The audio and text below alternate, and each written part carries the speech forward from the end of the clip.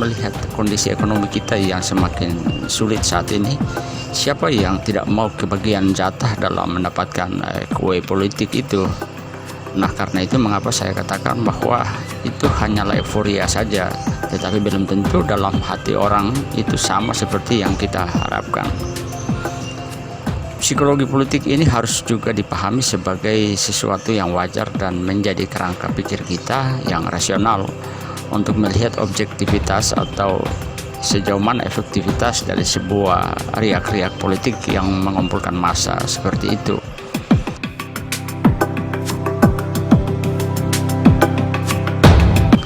Saya hanya ingin sampaikan saja, jangan sampai kita terjebak dalam pola pikir kita yang sempit dalam memahami etika, komunikasi, dan esensi politik itu sendiri.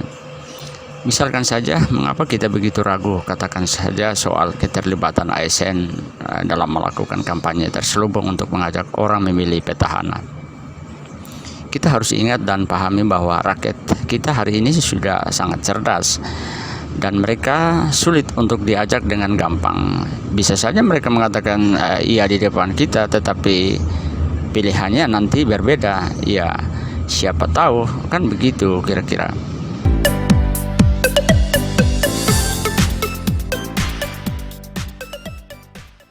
Itulah yang saya sampaikan, bahwa dengan pengalaman pilkada di MBD selama ini menjadikan rakyat itu cerdas dalam menentukan pilihan.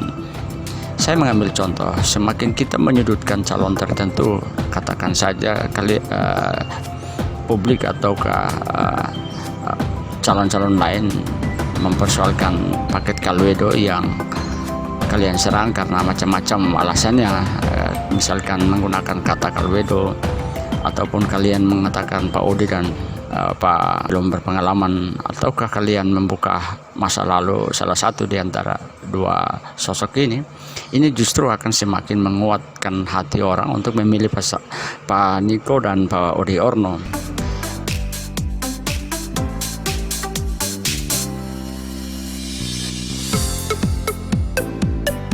Karena secara psikologi orang itu semakin disudutkan, orang MBD semakin sayang atau semakin mencintai dia, sama halnya dengan pilkada-pilkada yang pernah kita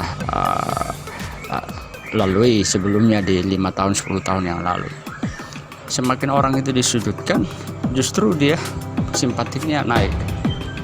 Ya, kita lihat saja nanti hasilnya di Desember ini.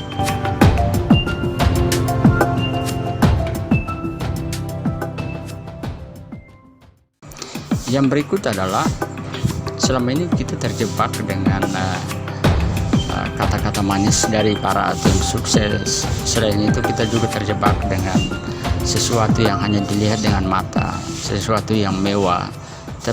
Tetapi kita tidak pernah melihat seseorang itu dengan melihat pada hatinya. Pemimpin itu ada pada karakter dan juga hatinya. Banyak pengalaman telah membuktikan orang yang tidak pernah dianggap justru dia yang terpilih. Artinya apa? Hatinya itu yang dilihat oleh rakyat. Bayangkan saja itu. Karena itu sekali lagi, jangan kita terjebak dengan euforia, tetapi memilih itu dengan melihat hati orang.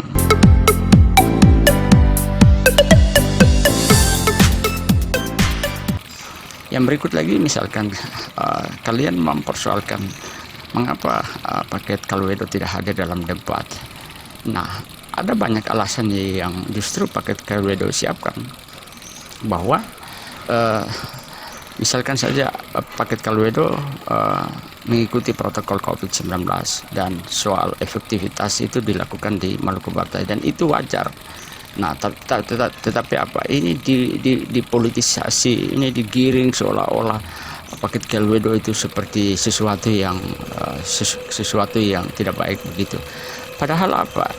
Kalau kalian bisa tahu, kita semakin mendengar langsung apa alasan-alasannya, itu baru kita tahu bahwa oh iya.